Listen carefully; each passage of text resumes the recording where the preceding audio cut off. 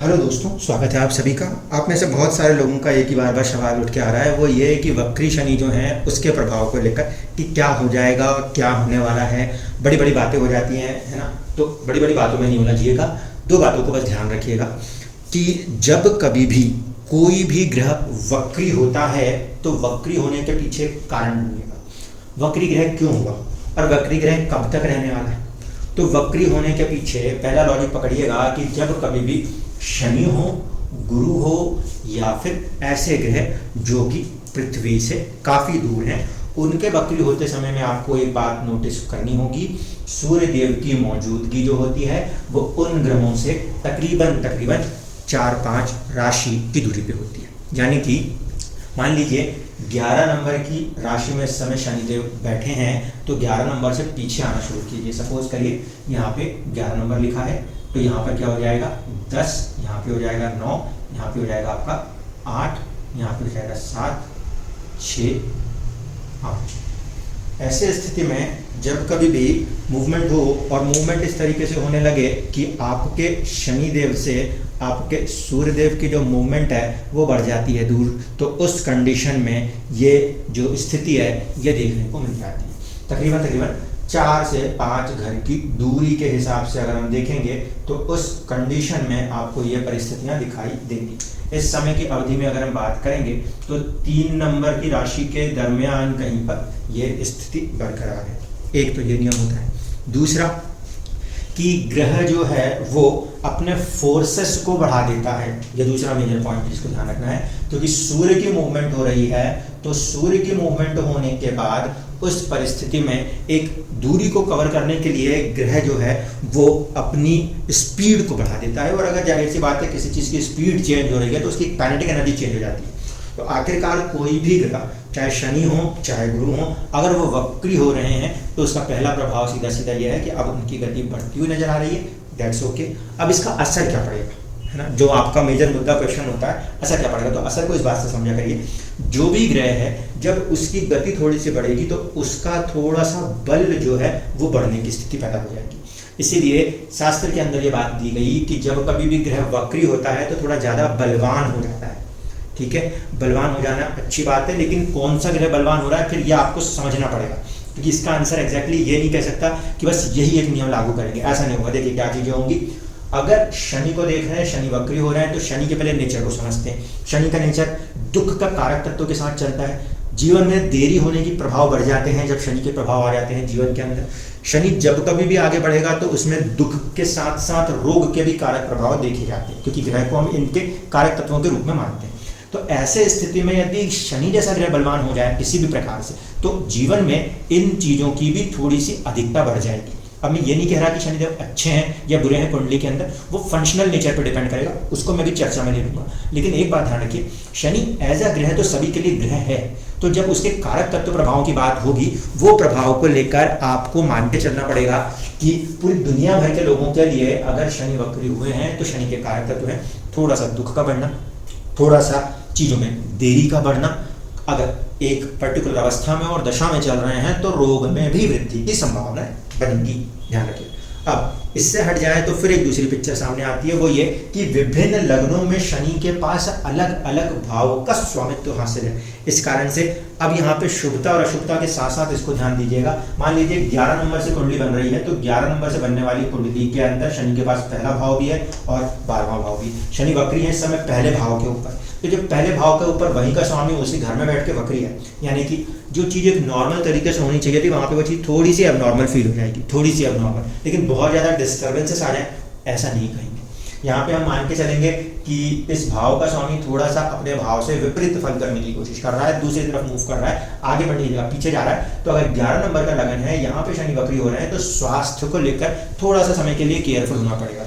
ठीक है, बहुत ज़्यादा घबराने का नहीं, डरने की जरूरत नहीं है जब तक शनि की दशा ना हो, या फिर जब तक छठे भाव के स्वामी की दशा ना हो, छठे में बैठे हुए किसी ग्रह की दशा ना हो। अगर दशा नहीं है तो शॉर्ट टर्म का फिनोमिना है, हो सकता है छोटे समय की बीमारी हो, उसके बाद आप ठीक हो जाए। बहुत ज़्यादा उस बात को लेकर अपने ऊपर चीज़ों को हावी नहीं करना है। ठीक, यहाँ पे सिर्फ इतनी सी बात हो रही है कि पहले भाव में बैठ के पहले भाव का स्वामी वक्री हो रहा है, तो थोड़ा सा स्वास्थ्य के प्रति हमको संजीदगी दिखानी पड़ेगी, समझदारी दिखानी पड़ेगी, है ना, ये वाली बात उठती है। तो जिस भाव का स्वामित्व है इसको भी देखना पड़ेगा इस बात को ध्यान में रखते हुए कि शनि सबके लिए कारक तत्वों में तो एक जैसी चीज लेके चलते हैं, लेकिन कुछ लोगों के लिए अच्छे भाव के स्वामी होने के कारण भाव के बल में भी वृद्धि हो जाती है। तो मान लीजिए अब मेष से शुरू करें। 1 नंबर की कुंडली में अगर देखा जाता है तो यहाँ पे 10 नंबर और यहाँ पे 11 नंबर। ऐसे स्थिति में शनि का इस भाव में वक्री होना कुछ लोगों के जीवन में नए आर्थिक उन्नति को दर्शाने वाला होगा। तो थोड़ी सी कठिनाई परेशानी आर्थिक सोर्स में उसी प्रकार के दबाव के कारण भी देखी जा सकती है। यहाँ दोनों बातें लागू हो सकती हैं, क्योंकि एक तो इस पर्टिकुलर लगन के अंदर शनि बाधक होता है और दूसरी कंडीशन से बात करें तो यहाँ पे लाभ भाव का स्वामी है। अगर बल ले लेता है लंबे समय तक लेगा, तो जब वो बल लेगा तो आपको आर्थिक लाभ देने की भी क्षमता रखता है। परिस्थिति में ध्यान रखिएगा, आपकी जन्म कुंडली के समय वो नीच राशि अवस्था ना हो, तो अगर वो नीच राशि अवस्था है तो फिर दर्द, चुनौतियां, परेशानियां बढ़ जाएंगी। अन्यथा ये दोनों तरफ जाने की क्षमता दिखा रहा है। लाभ भाव में बैठ के अचानक से लाभ के प्रभाव को भी बढ़ाने की समय अवधि में वृद्धि करने की कोशिश कर सकता है। समय अवधि में वृद्धि का मतलब हो सकता है चीजों में डिले होना। दूसरा, डिले हो लेकिन उसके बावजूद भी बढ़ के चीजें मिले, इसकी भी पूर्ण संभावनाएं हैं। अगर यही बात हम वृषभ के साथ करेंगे तो यहाँ पे ये स्थिति 10वें घर में हो जाएगी। 10वें घर में ऐसा हो रहा है तो आपके नाम, मान, सम्मान, इन चीजों को लेकर थोड़ी सी चुनौती भी हो सकती है। ये बढ़ भी सकते हैं, थोड़ा सा उसमें आपको परेशानी भी झेलनी पड़ सकती है। क्यों? क्योंकि दुख का कारक तत्व लेके चल रहा है। दशम में वो जीवन में एक बार ऊंचाई और नीचाई दोनों दिखाने की क्षमता रखता है। दशम का स्वामी है, अपनी मूल त्रिकोण राशि में है, उस राशि में बैठ के अगर उसे बल मिल रहा है, इस लगन के लिए अच्छी स्थिति में फिर भी कह सकते हैं। क्यों? क्योंकि ये भाग्य का भी स्वामी है, नवम और दशम दोनों स्वामी तो इसके पास है। तो जीवन में उन्नति के अवसर प्रदान होने की संभावना है वक्री शनि आपके जीवन में बनाने की अच्छी खासी कुवत रखता है, वृषभ लगन वालों के लिहाज से देखा जाए तो। लेकिन दशम में शनि को लेकर एक शब्द दिया गया है बार बार कि ये ऊंचाई पे पहुंचा के गिराने की क्षमता रखता है। इसीलिए किसी भी कीमत पर घमंड मत करिएगा। कोई भी चीज अगर आपके पास आती है तो आपकी मेहनत के दम पर आनी चाहिए। आपकी मेहनत में अगर आपका घमंड घुस गया तो फिर आपकी उन्नति को पतन में बदलने से जिंदगी में कोई रोक ना पाएगा। इसी तरीके से हम बात करें 3 नंबर के लिए। 3 नंबर में शनि के पास एक तो अष्टम का प्रभाव है और एक नवम का प्रभाव है। नवम में ये चीजें हो रही हैं तो भाग्य को एक तरफ से बल मिलने की संभावना है, क्योंकि भाग्य भाव में भाग्य का स्वामी इस तरह की परिस्थिति को बनाता हुआ नजर आ रहा है, जो कि एक तरफ से प्लस है। लेकिन दूसरी तरफ से ध्यान रखिएगा, अष्टम का स्वामी होकर जब ये परिस्थिति बनाएगा तो चीजों में देरी होने की संभावनाओं से इनकार नहीं किया जा सकता। भाग्य भाव में शनि का बैठने को इतना अच्छा नहीं मानते। यहाँ पे जीवन में भाग्य में ही दुख है ऐसी बात कह दी जाती है, लेकिन हम इसको ये मान के चलें कि शनि दुख नहीं है, शनि डिसिप्लिन होके काम करने की ऊर्जा है। जिस लिहाज से अगर आपका जन्म कहीं पे भी 3 नंबर के लगन से हो रहा है तो आपको अपने लाइफ में चीजों में डिसिप्लिन होकर कंटिन्यूअसली उस पर एफर्ट करेंगे तो भाग्य बिल्कुल आपको सपोर्ट करेगा ही करेगा। लंबी अवधि के बाद ऐसा नहीं होगा, भाग्य उन्नति की तरफ आता है। और इस समय अवधि में अगर आप डेडिकेटेड होकर काम कर रहे हैं तो मान के चलिए यहाँ पर आपको किस्मत अच्छे फल देने की काफी ज्यादा पॉजिटिव सिचुएशन पैदा करती हुई नजर आएगी। अगर हम बात करें 4 नंबर का लगन, 4 नंबर के लगन में ये स्थिति जो होती है ये वहां पे आती है शनि की राशि, यहाँ पे आती है शनि की राशि और अष्टम में शनि बैठे हुए हैं। यहाँ पे जीवन के अंदर बहुत ज्यादा उठापटक की परिस्थितियां हम कहेंगे, खासकर वैवाहिक जीवन में जो लोग हैं उनके साथ होती हुई नजर आ सकती है। अपने जो पार्टनर है, क्योंकि ये होता है 7th हाउस पार्टनर का, ये हस्बैंड भी हो सकते हैं, वाइफ भी हो सकते हैं, तो यहाँ पर उससे 2nd हाउस में होना तो या तो ससुराल पक्ष में कुछ चीजें होंगी या फिर उनकी जो संपत्तियां होती हैं, सेविंग्स होती हैं, उसको लेकर कोई चीजें होंगी। लेकिन अष्टम का स्वामी अष्टम में फिर वक्रित प्रभाव तो उसके बल को बढ़ाता हुआ नजर आएगा, यानी कि आपके पार्टनर की वेल्थ को और आपको मिलने वाली जो एंसेस्ट्रल प्रॉपर्टीज हैं उसको लेकर कुछ बड़ी चीजों को ये अपनी वक्र अवस्था के अंदर एक सेंस में लाने की कोशिश करेगा। दिशा बल की तरफ बढ़ता हुआ नजर आएगा, इसलिए इस पर्टिकुलर लगन में थोड़ा सा बेहतर स्थिति है। इसके बाद हम अगर बात करें 5 नंबर से अगर लगन उदित हो जाए, सिंह लगन उदित हो जाए तो ये बात आएगी 11 नंबर में और यहाँ 7वें घर में और 10 नंबर जो है 6ठे घर में। ऐसे स्थिति में दिशा बली था, दिशा बल पीछे की तरफ उतर रहा है, लेकिन यहाँ पर सप्तम को अगर बल मिलता है तो विवाह की संभावनाओं में वृद्धि होती नजर आएगी। शब्द पे ध्यान रखिएगा, संभावना कह रहा हूं, क्यों? क्योंकि दशा भी साथ ही साथ होनी चाहिए। विवाह की दशा ना हुई तो ये गोचर काम नहीं करेगा। आप पहले से वैवाहिक बैठे हैं और यहाँ पे आ जाए तो दूसरी शादी नहीं करा देगा। दशा को जरूर ध्यान दीजिएगा, नहीं तो फिर वो वैवाहिक जीवन में लोगों के साथ साझेदारी में लंबी यात्राओं से काम करा सकता है और चुनौतियां भी दे सकता है, इससे इनकार नहीं किया जा सकता। अगर बात करते हैं 6 नंबर की लगन कुंडली, तो 6 नंबर की लगन कुंडली के लिए ये परिस्थिति जो बनेगी वो बनेगी 6ठे भाव में। अब 6ठे भाव में अगर ये स्थिति उत्पन्न होती है तो फिर यहाँ पर थोड़ा सा पॉजिटिव सेंस इस मामले में हो सकता है कि कॉम्पिटिटिव हो जाएंगे आप, कॉम्पिटिशंस में आपको सक्सेस मिल सकती है। कामकाज के अंदर, नौकरियों के अंदर आपको नौकरी में आगे उन्नति के या नई नौकरी मिलने की संभावनाओं में थोड़ी सी वृद्धि हो जाएगी। लेकिन एक बात ध्यान रखिएगा, पंचम का भी स्वामी है जो कि यहाँ पे जाके बैठा हुआ है छठे भाव में, तो बुद्धि पंचम से देखते हैं, छठा भाव संघर्ष को दिखाता है, इसलिए मानसिक रूप से किसी न किसी रूप में संघर्ष भी बढ़ा हुआ कह सकते हैं। उन्नति तो हो रही है लेकिन फिर भी एक प्रकार से बुद्धि को, मन को भी थोड़ी सी संघर्ष की स्थिति नजर आएगी। अगर यह परिस्थिति 7 नंबर की लगन कुंडली में उत्पन्न हो जाए तो फिर शनिदेव की राशि यहाँ पर आ जाएगी। इस परिस्थिति में ये बात पंचम पे हो रही है, संतान संबंधित चीजों में सावधानी की जरूरत है, शिक्षा वाली चीजें हैं वहां पे थोड़ा सा एक स्टेप आगे बढ़ने के लिए पॉजिटिविटी देखने को मिल सकती है। चुनौती कहाँ पर? चुनौती इस बात पर है कि पंचम भाव का स्वामी वक्री हो गया है तो दिमाग उल्टा नहीं घुमाना है, चीजें आगे की तरफ, उन्नति की तरफ लेकर जानी है। ये नहीं कि हमें उन्नति मिल गई तो हम थोड़ा ज्यादा खुश होकर इंजॉयमेंट और एंटरटेनमेंट को बढ़ा बैठे। अगर ऐसा करने की भूल करेंगे तो वो कठोर मेहनत वाला ग्रह है, एंजॉयमेंट के चक्कर में इधर की उधर हो जाएंगी परिस्थितियां। तो यहाँ पर ये कह सकते हैं हम कि एंजॉयमेंट के अवसर तो वो देगा, लेकिन अपने एंजॉयमेंट को भी आपको वेल डिसिप्लिन्ड वे में आगे बढ़ाना है, तो चीजें अच्छी हैं। जो संतान उत्पत्ति के लिए प्रयास कर रहे हैं 7 नंबर के लगन के लोग, वो यहाँ पे ये प्रयास कर सकते हैं, पॉजिटिव है उस मामले में ये चीजें। अब अगर बात करें 8 नंबर का लगन है, 8 नंबर के लगन वालों के लिए जो होगी ये स्थिति, ये बनेगी चौथे भाव में। चौथे भाव में शनि का बैठना यानी कि प्रॉपर्टी संबंधित चीजों के अंदर कुछ बड़े फैसले इस अवधि में हो सकते हैं, क्योंकि ये जो घर होता है ये माता का और प्रॉपर्टी का होता है। शनि को हम कारक के रूप में तो देखेंगे तो ये निर्जीव ग्रह है, इसीलिए यहाँ पे प्रॉपर्टी, वाहन आदि संबंधित चीजें जो है उसका बनना, नया लेना जाना, पुराना हटना, कुछ भी इन चीजों में लेकर यानी कि things related with the property, यहाँ पे पूरी संभावनाएं बनती नजर आएंगी इस दौरान, ठीक है। और ये क्योंकि बहुत लंबा समय लेता है इस स्वामी यहाँ पे आके बैठने के लिए, तो 30 साल की अवधि के बाद अगर ये परिस्थिति आ रही है, चीजें अगर किसी बात पे अटक रही थी तो उन अटकनों को, अड़चनों को, बाधाओं को दूर करके आपको आगे बढ़ने का प्रयास कराता नजर आएगा। अब अगर ये बात हम 9 नंबर की कुंडली के लिए करेंगे तो ये स्थिति तीसरे भाव में बैठेगी। तीसरे भाव का शनि अच्छा है, साहसिक बनाता है, लेकिन समझ जाइए जब साहसिक बनाता है तो सामने चुनौती होगी तभी तो साहस दिखाएंगे।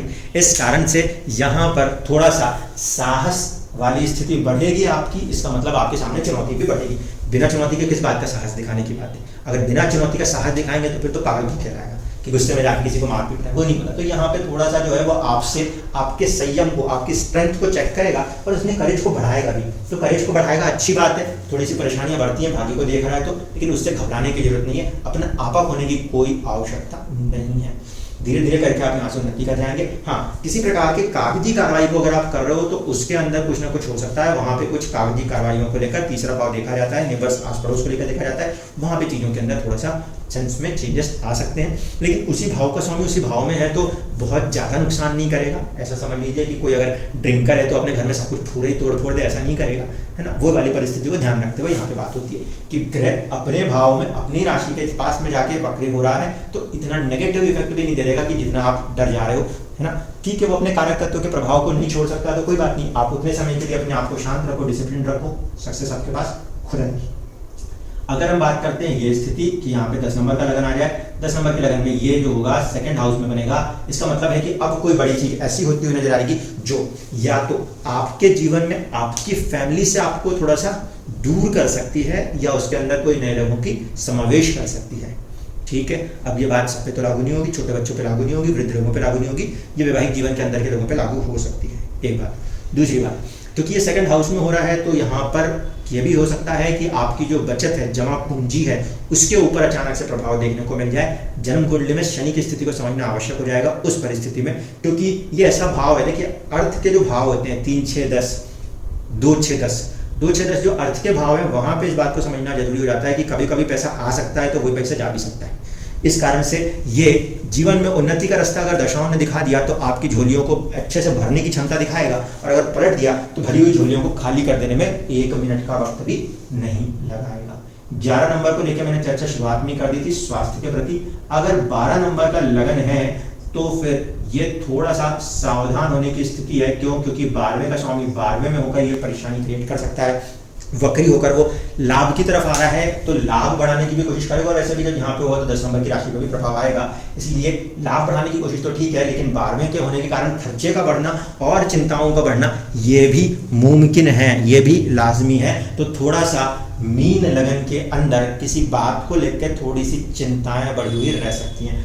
यहाँ पे दोनों जो उसके पास भाव हैं ये कोई पॉजिटिव नहीं है, तो थोड़ा सा यहाँ पे केयरफुल रहिए मीन लगन के अंदर। इसी तरीके से 9 नंबर के लगन के अंदर शनि के पास दूसरा और तीसरा भाव है, कोई बहुत ज़्यादा पॉजिटिव नहीं है, तो 9 नंबर यानी कि धनु लगन वालों को थोड़ा सा केयरफुल रहना चाहिए। 4 नंबर में बात करें तो 7 और यहाँ पे 8 का स्वामी है, तो 4 नंबर मतलब कर्क लगन को थोड़ा सा केयरफुल होना पड़ेगा। 5 नंबर की बात करें तो वहाँ पर हमारे को 6ठे और 7वें का स्वामी मिलता है। 7वें का स्वामी फिर भी थोड़ा सा नॉर्मल हो जाता है, लेकिन फिर वही 6ठे का स्वामी है। ऐसे स्थिति में यहाँ पर भी थोड़ी सी सावधानी चाहिए। तो गुरु के दोनों लगन 12 नंबर यानी कि मीन, 9 नंबर यानी कि धनु, चंद्रमा का लगन यानी कि कर्क, सूर्य का लगन यानी कि सिंह, इतने को पहले केयरफुल होना है। सेफ साइड में कौन है, तो मंगल के जो लगन है वहाँ पे चीज़ें थोड़ी सी न्यूट्रल है ना, उनको इतना कोई नेगेटिव प्रभाव मिले ऐसा नहीं नजर आता।